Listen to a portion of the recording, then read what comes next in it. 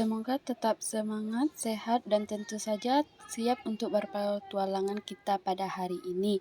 Perkenalkan, nama saya Lydia Nursitasari yang akan menjadi pemandu wisata sekaligus teman ngobrol teman-teman sepanjang perjalanan ke tempat wisata Cafe Resto ini.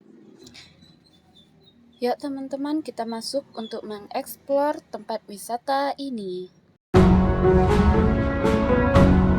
Nah teman-teman, sebelum kita masuk, saya mau memperkenalkan bangunan ini dulu.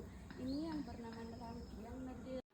Rangkiang ini adalah bangunan kecil yang dulunya digunakan untuk lumbung padi. Yang di dalam sana terdapat ada 3 buah ruangan. Yang pertama yaitu si bayau-bayau, yaitu untuk cadangan keluarga, dan si tinjau lawi untuk dijual atau dibawa ke pasar, dan si jure untuk bangunan kerabat atau masyarakat yang membutuhkan. Nah, atapnya yaitu menggunakan ciri khas yang berbentuk tanduk kerbau, yang mana itu terdapat di legenda Tambu Alam Minangkabau, di mana wilayah Minang konon dimenangkan melalui adu kerbau melawan kerajaan luar. Tanduk ini melambangkan keberanian, ketahanan, dan semangat juang masyarakat Minangkabau. Yuk teman-teman, kita masuk ke dalam untuk melihat lebih dekat.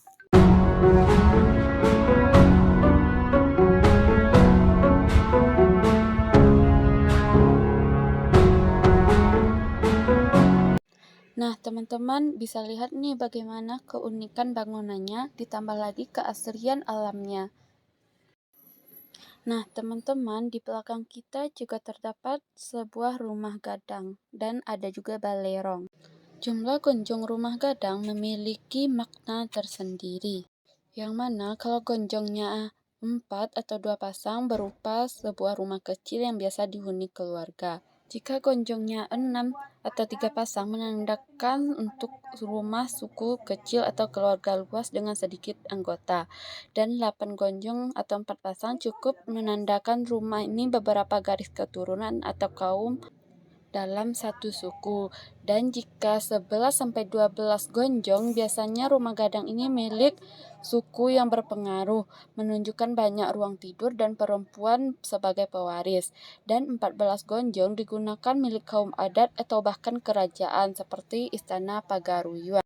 Nah, di belakang kita terdapat sebuah balerong yang mana bangunan ini berfungsi sebagai tempat musyawarah dan pengambilan keputusan suatu adat. Biasanya berada di pusat nagari atau desa adat yang digunakan oleh para nenek mama atau pemimpin adat dalam memutuskan perkara atau menyambut tamu adat. Gimana teman-teman? Seru bukan menjelajahi alam Minangkabau? Semoga perjalanan hari ini bisa jadi penyegar hati dan pikiran. Terima kasih sudah jadi rombongan yang kompak dan ceria.